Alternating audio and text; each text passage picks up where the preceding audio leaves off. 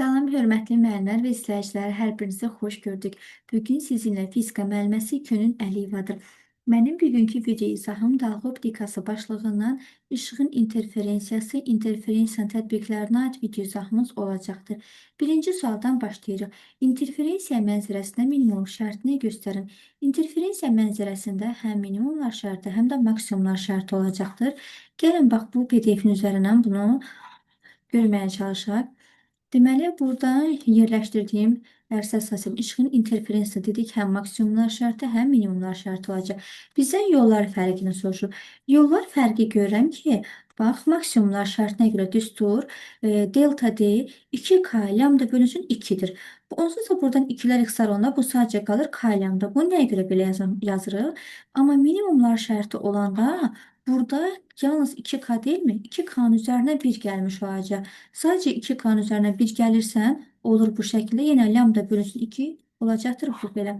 Daha sonra neynə bilərəm? Bax, buradakı K'nın yerinə 1 qoysam, gətirəm bax, buradan K'nın yerinə 1 qoysam, onda bu olacaq 1 lambda. Kənardan yazıram delta D, yəni yollar fərqi 1 lambda olacaq. Və yaxud da K'nın yerinə 2 qoysaq, o zaman olacaq bu 2 lambda. Və beləliklə nə cür görürük? Yollar fərqi 1 lambda, 2 lambda, 3 lambda şəkildə arta-arta getmiş olacaqdır. İndi minimumlar şərtinə baxıram. Minimumlar şərtində isə K'nın yerinə gətirib 1 qoysaq, deməli 2-ni 1-ə vuram 2, üzərinə 1 gəldi, bu elədi 3. 3 lambdanı da 2-yə böləndə bu eləyəcək 1.5 lambda. Daha sonra K'nı 2 qoysaq, yəni buradakı tərtibi K'nı götürüb 2 eləsək, onda 2-ni 2-yə vuracağım. Üzərinə 1 gəldi, bu elədi 5. 5 lambda da 2-yə böləndə elədi 2.5 lambda. Və burada isə görürük ki, minimumlar şərtində yollar fərqimiz qiyməti olaraq 1.5 lambda, 2.5 lambda, 3.5 lambda, bu da belə bu cür şəkildə arta-arta getmiş olacaq. Demək, belə ümumiləşdirə bilərsiniz ki, əgərlərin vergül olacaqsa, bu minimumlar şərtidir. Amma 1.5, 2.5 bu cür şəkildə artım getsinlər. Və yaxud da bütöv bir lambda, 2 lambda, 3 lambda olacaqsa, bu isə maksimumlar şərti olacaqdır. Bir də burada fərqli olan xüsusi şərt var. Bunu yadda saxlayın ki, əgər yollar fərqi, yəni delta D sadəcə 1.6 lambda və yaxud da 0,75 lambda olacaqsa, o zaman bunlardan interferensiya mənzərəsinin maksimumlar nöqtəsində işığın intensivliyi azalacaq, minimumda isə artmış olacaqdır ki, indi buna uyğun da suala gələndə yenə də baxacaq. Gəlin indi bu hissəni silək və cavabımızı tapaq. Minimumlar şərtinə görə necə dedik? 2K'nın üzərinə 1 lambdaya gəlinəcəkdir. Və buradakı cavab olur C variantı. İkinci sualımıza baxaq. Bu sualda isə maksimumlar şərtidir. Maksimumlar şərtinə dedik D bərabər K lambdadır. Sadəcə minimumlardır. 2K üzərinə 1 lambda bölünsün 2 şəkildə olacaqdır. Üçüncü sualımızda koherent dalğalar dalğa uzunluqları eyni, fazları fərqi sabit olanlardır. 3D variantı. Dördüncü sualımızda, burada deyir ki, yollar fərqin 1.6, yəni delta D 1.6 və yaxud da dedik 1.6 da ola bilər yollar fərqi. Bu xüsusi şərtdir. Və yaxud da yollar fərqi 0,75 lambda da ola bilər ki, indi bax, gəlin bu hissədə bu öz qeydlərinizi apararsınız. Qoyun, çəkdiyim hissəni qoyun gözünüzün önündə dursun. Buradan öz qeydlərinizi apararsınız. Necə dedik biz? Demək, yollar fərqi 1.6 və yaxud da 0,75 lambda olacaqsa, buradakı interferensiya mənzərəsində maksimumlar işığın intensivliyi azalacaq, minimumlarda isə artmış olacaq. Deməli, maksimuma görə intensivlik azalır, minimuma görə isə artmış olacaqdır. Buna uyğun gələn cavab maksimumlar işığın intensivliyi azalar, minimumda artar və 4D variantına gedəcəkdir. Beşinci sualda ilə həmin sualdır. Dedik, həm 0,75 də elə olarsa, 1.6 da elə olacaqsa, yenə də eynən həmin sualımızdır ki, hansı cavabı götürək burada? Maksimumlarda azalacaq, minimumlarda artır və 5 də B variantına gedir. Altıncı sualımızda fəzanın verilmiş nöqtəsinə çatan anda dalğanın yollar fərqi 4 lambdadır. Hər birində amplitud A olarsa, bir nöqtədə yekun rəqsin amplitudu nə qədər olacaq? Yollar fərqi delta D deyir. Bunu bizə 4 lambda şəkildə verir. Deyir ki, hər birinin amplitudu və iki koherent dalğa var. Yəni birinci amplitud A-dır, ikinci də eyni ilə A-dır. İndi yekun amplitudu biz nə cür tapacağıq? Yekun amplitudu tapmaq üçün ya A1 ilə A2 toplanacaq, ya da çıxılacaqdır. Əgər maksimumlar şərtidirsə toplanır, minimumlar isə çıxılacaqdır. Biz dedik ki, əgər lambda bir şəkildə olarsa və yaxud 4 lambda, 5 lambda, 1 lambda olarsa, bu maksimumlar şəkildə olacaqdır. Yox, əgərlərim yollar fərqi olarsa 1,5 lambda, 2,5 lambda, yəni belə də vergül şəkildə olacaqsa, bu minimumlar şərti olacaqdır. Deməli, indi bizə bu verilən tam şəkildə olduğuna görə bu artıq olur maksimumlar şərti. Maksimumlar şəkildə amplitudlar toplanır. Deməli, A1 ilə A2-ni toplayıram. Hər birinə də A deyirsə, A ilə A toplananda olacaq 2A. Cavab isə 6-da Y variantı olur. 7-ci sualımızda isə fəzanın verilmiş nöqtəsinə çatan iki koherent dalğanın yollar fərqi yarımdalğa uzunluğunun cüt bərabərdir. Hər dalğada rəqslərin amplitudu A0 olarsa, nöqtədə yekun rəqsin amplitudu nəyə bərabər olacaqdır? Aha. Əgərlərim cüt sayda deyirsə, bu maksimumlar şərtidir. Tək sayda deyəcəksə, bu minimumlar şərtidir. Onda deməli, cüt saydadırsa, bu maksimumlar şərti olacaqdır. Maksimumlar şərtinə görə isə yekun amplitudlar toplanmış olacaq. Yəni A1 ilə A2-nin cəmindən ibarətdir. Özü də deyir ki, iki dalğadır. Hər birinin amplitudunu A0 verərəmsə, yəni A1 də, A2 də hər biri nəyə bərabər? A0. Onda mən götürəcəm A1-in də yerinə A0 qoyacağam, A2-in də yerinə A0 qoyacağam. Hər iki A0-ları da toplayanda bu deyiləcəkdir. 2 A0-dan sualımızın cavabı ibarət və olur 7-ci sual A variantı. 8-ci sualımıza baxaq. Sual 8. Fəzanın verilmiş nöqtəsinə çatan iki koherent dalğanın yollar fərqi yarımdalğa uzunluğunun təkmisilinə bərabərdir.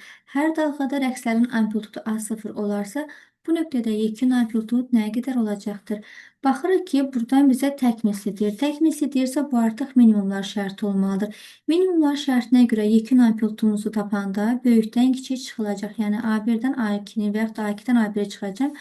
Burada isə bizə deyir ki, iki koherent dalğa var və hər dalğada da rəqslərin amplitudu A0 olarsa, yəni onda hər iki amplitudlar eynidir. Birinci amplitud da A0-dır, ikinci də A0-dır. O zaman burada böyük-kiçik amplitud söhbəti olmur. Eləyirən hansını istəsə bir-birindən çıx. A0-dan da A0-a çıxanda nəticədə yekun amplitud 0 olaraq 8-ci sual D variantına gedir. 9-cu sualda Newton halqaları hansı halda müşahidə etmək olacaqdır? Newton halqaları, gəlin bax bu şəkli buradan böyüdək və baxaq. Demək şəkildə görünür ki, buradan və birinci şəklə fokuslanaq. Buradan görürük ki, deyək ki, bax bu hər hansı bir düz bir səthdir. Bu düz səthin üzərinə burada belə bir şüşə lövhə yerləşdiriblər. Bu şüşə lövhə də elə yerləşdirilir ki, bunun üzərinə belə də yüngülvari bir dənə bir qabarıq linzanın bu cür şəkildə qabarıq şəklini belə yerləşdiriblər ki, bax necə ki, C variantını görürsənmi? Bura şüşə lövhədir. Şüşə lövhənin üzərinə belə qabarıq bir linzanı yerləşdiriblər. Və həmin də bu qabarıq linzanın üzərinə, şüşənin üzərinə qabarıq linza qoyublar və bu hissədən də işıq bu linzanın üzərinə belə əks olunub və bu cür şəkildə gəlir. Bu Newton halqaları işığın interferensiya hadisəsi olacaqdır ki, bax işığın interferensiya nəticəsində yaranan dairəvi rəngli, həmin o rəngli dalğalar da ağ-qara rəngdə olurlar. Buradakı dairəvi rənglər həmən əgər ağ və qara rənglərdə olacaqdır və bu ki, linzanın üzərindən bu işıq düşür. Bax, buradan yazmışam. Bax, bu işıq düşür. Burada belə deyək də, bunun bir hissəsinə fikir verin. Bax, şüşə ilə bunun bu aralığından belə nazikvari bir dənə belə hava keçirdi. Bax, bu hissələrə görə belə deyək də, bir hissəsindən buradan hava qatı keçir və aşağı hissəsinin əks olunur. Burada bəzi yerlərdə işıqlar bir-birini gücləndirəcəkdir ki, orada parlaqlıq artır. Bəzi yerlərdə isə zəiflədəcək ki, həmin ki, orada parlaqlıq artıq qaranlıq halda azalmış olacaqdır ki, həmin bax bu hadisə biz deyəcək ki, Newton halqaları. Cavab olur 9-da C variantı. Baxıram 10-cu sualımıza. İki koherent mənbədən gələn müstəvi dalğaların yaratdığı interferensiya mənzərəsində maksimumların yekun amplitudu 8 amplituddur. Minimumlara isə görə 4 amplituddur. Hər bir dalğada rəqslərin amplitudu nəyə bərabər olacaqdır? Yaxşı. Gəlin indi deyilən şərti anlayaq. Bizə burada deyir ki, maksimumlar şərtinə görə 8 amplituddur. Biz bilirik ki, yekun amplitud maksimumlar olanda çoxdur da adı üstündə toplanacaqdır. Yəni A1 ilə A2-nin cəmini bizə 8 amplitud verir. Yəni nə çoxdursa, həmişə topla. Digəri azdır. Onsuz adı üstündə minimumlar şərtidir. Minimumlar şərtinə görə isə artıq mən bunları çıxacağım. A1-dən A2-ni çıxaram, buna da 4A-nı qoyacağım. İndi gəl belə eləyək, sadələşdirək biz buradan. Bunları biz toplayaq. Və bu sistem təhlil kimdə? A1 ilə A1-i toplayanda bu elədi 2A1, sonra A2-nin üzərinə mənfi A2-ni gələndə artıq bunlar buradan yoxa çıxır, gedir. Bərabər olur. 8A-nın üzərinə 4A-nı gələndə bu da elədi 12A-dan ibarət və birinci amplitudumuzu tapanda 12 2-yə bölünür. Bu eləyəcəkdir 6 amplitud. A1-i tapdı ki, kənardan yazıram. Bu 6 amplituddur. İndi buradan ürəyin hardan istəyirsəm, lap buradakı birinci vəziyyətə görə və yaxud da ikinci vəziyyətə görə A2-ni də müəyyən edə bilərəm. Gəl belə edək. Bax, buradan bu hissəyə görə mən baxıram. Bu üstdəkinə görə. Götürüm bunu bir kənara qoyum.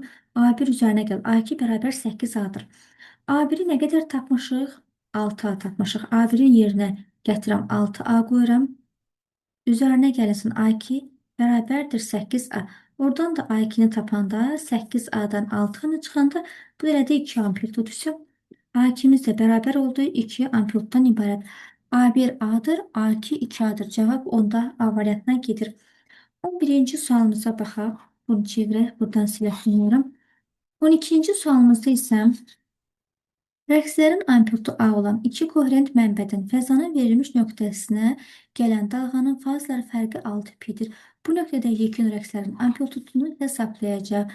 Bax, fazlar fərqi, yəni delta fini bizə veribdir 6πdən ibarətdir və deyir ki, yekun amplitud tap, hər iki koherent mənbədəki dalğalar da bir A-dan ibarət. Yəni A1-in də sənin A-dır, A2-in də A-dır. Qalır bizə bir dənə bunun maksimumlar və yaxud da minimumlar şərtinin olmağı müəyyən etmək ki, bunu da elə ən birinci sualda bu şəkli göstərmişdim, amma yollar fərqinə görə göstərmişdim. İndi isə fazlar fərqinə görə göstərəcəm. Deməli, burada maksimumlar və minimumlar şərtinə gəlin baxaq. Bu indi isə fazlar fərqinə görə baxaq. Fazlar fərqindən delta fimiz bizim cüt şəkildə olmalıdır. Yəni, bax, 2π ola bilər, 4π ola bilər. Amma minimumlar şərtində isə fazlar fərqi təkmisli, yəni 3π, 5π, 7π bu cür şəkildə gedəcəkdir.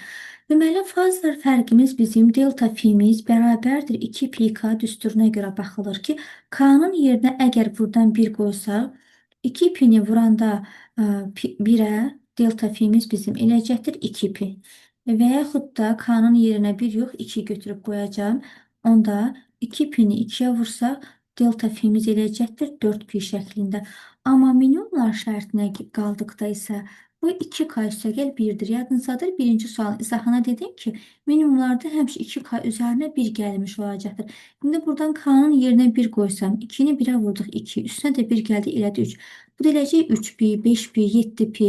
Yəni, qısacası tək sayda görəcəksənsə delta filəri bu minimumlar şərtidir. Cüt sayda görəcəksənsə bu maksimumlar şərti deyərək baxırıq indi bu sualımızın cavabına. Demək, biz 11-ci sualda qaldıq da. Aha. 11-ci sualımıza əsasən də biz də görürük ki, bizim fimiz 6πdir də. Deməli, delta fi nə qədər imiş? 2πk'dır düsturu. K'nın da qiyməti 3 olubdur. K'nın da yerinə 3 qoyanda bu eləcək 6π, yəni maksimumlar şərtidir. Amma minimumlar şərtində delta fimiz 2k üzərinə 1 gəlinəcəkdir. Vurulur p-yə. Bir dəqiqə bunu buradan yaxşı sərgəli yazıq. K'nın yerinə burada 3 qoysaq, 6 üzərinə 1 gələndə bu eləcək 7π. Bu da minimum şərtidir. Yəni, cüt saydadırsa filər maksimum, tək saydadırsa minimum olacaqdır və buna əsasən də artıq bizim yekun amplitudlar toplanacaqdır. Yəni, yekun amplitud bərabərdir A1 ilə A2-nin cəmindən ibarətdir ki, hər biri də A-dırsa, A ilə A toplananda 2A olaraq 11-ci sual C variantıdır. 12-ci sualımızda yenə fazlar fərqi 8πdir. 8π deyirsəm, buradan onda yazıram ki, yenə bu nədir? Bax, bundan öncəki 11-ci sualın izahına baxın, dedi ki, bu maksimumlar şərti olacaqdır. Hər birinin də amplitudları A verirsə, yenə A1 ilə A2 toplanacaqdır. Yekun amplitud toplanır. Yenə deyəcəm, nəticə olaraq 2A-nı bizə verəcəkdir ki, cavab 12-də də A variantıdır. 13-cü sualımızda Müxtəlif mənbələrdən gələn koherent dalğanın yollar fərqi delta D, fazlar fərqi delta fi verilmiş qiymətlərin hansı nöqtələrinə toplanan dalğaların interferensiyasında maksimumluq şərti ödənəcəkdir. Yollar fərqinə görə maksimumlar şərti delta D'miz 1 lambda ola bilər və yaxud delta D 2 lambda, 3 lambda, 4 lambda, yəni bu cür şəkildə ola bilər. Gedir. Amma fazlar fərqi məsələn cüt-cüt artır. 2 pi və yaxud da delta fimiz olar 4 pi və yaxud 6 pi bu cür şəkildə olacaqdır. İndi buna əsasən də baxıram ki, deməli 0,5 lambda minimumlar şərtidir. Bu yox. Dedik delta D lambda ola bilər. Onda ikinci şərtimizi götürəm və yaxud 2 lambda ola bilər. Bunu da götürük. 0,5 pi ola bilməz. Pi də minimumlar şərtidir və 2 pi isə maksimumlar şərti olacaqdır ki, bax bunun da düsturlarını birinci sualda və 11-ci sualda şəkil olaraq da göstərdik ki, maksimumlar şərtinə görə delta D'miz bizim K lambda olacaqdır. Və maksimumlar şərtinə görə yollar fərqimizin düsturu isə 2 pi K'dan ibarət olacaqdır ki, buradan bax K'ların dedik ki, yerinə 1 qoysaq 1 lambda olur və yaxud da K'nın yerinə 2 qoysaq 2 lambda, 3 qoysaq 3 lambda. Bu cür şəkildə bunlar arta-arta getmiş olacaqdır. Fazlar fərqimizə görə isə K'nın yerinə 1 qoysaq 2 pini 1-ə vurduq eləyəcəkdir 2 pi. Və yaxud da 2 qoysaq 2 pini 2-yə vursaq eləyəcək 4 pi. 3 qoysaq 6 pi. Yəni bu da bu şəkildə gedəcəkdir. Amma sadəcə minimum şərti olduqda isə hər bir hal olduğu şəkildə qalır. Sadəcə 2K'nın üzərinə 1 gələcəyik və böləcək lambda bölünsün 2-yə. Belə bu cür şəkildə lambdanı 2-yə bölürük. Fazlar fərqinə görə isə bunu belə yazırıq. Fazlar fərqinə minimumlar şərtinə görə 2K'nın üzərinə 1 gələcək, vuracaq pi'yə. Bu da olur bizim minimumlar şərtimizin fazlar fərqinin düsturu. Yaxşı, baxaq indi bundan sonraki sualımıza cavab burada 2, 3, 6-dan ibarət olur. Bu sualımızda isə rəqslərin ampulları A, 2 koherent mənbənin fəzasının verilmiş nöqtəsinə gələn dalğanın fazlar fərqi 5 pi-dir. Bu nöqtədə yekun rəqsin ampultu tapın. 14-cü, 11-ci sualların izahlarına diqqətlə baxın. Fazlar fərqimiz tək saydadırsa, tək mislidirsə bu 5 pi olacaqdır minimumlar şərti. Minimumlar şərtinə görə yekun ampultlar çıxılmış olacaqdır ki, A1-dən A2-ni çıxacaq. 2 koherentin hər birinin dalğaları A verirsə, yəni A1-imiz A-dır, A2-miz A-dırsa bunlar çıxılır. Fərq olaraq 0 olur. Bu yekun ampultumuzun cavabı 0 olacaqdır. 15-ci sualda 7 pi-dir. Yəni fərqi yoxdur. 5 pi, 3 pi, 7 pi, 9 pi, 11 pi. Yəni görsən tək-təkdə qiymətlər burada. Tək mislidir. Onda yenə yekun ampultu çıxılacaq. Hər bir ampultut da A olarsa, A-lardan A-nı çıxanda nəticə olaraq 0 olacaqdır. Beləliklə sualların sonuna gəlib çatdıq. Bu izah sizə faydalıdırsa, videonu bəyənib, paylaşır və abunə ola bilərsiniz. Növbəti izahlarda görüşərik. Sağ olun, Allah'a əmanət.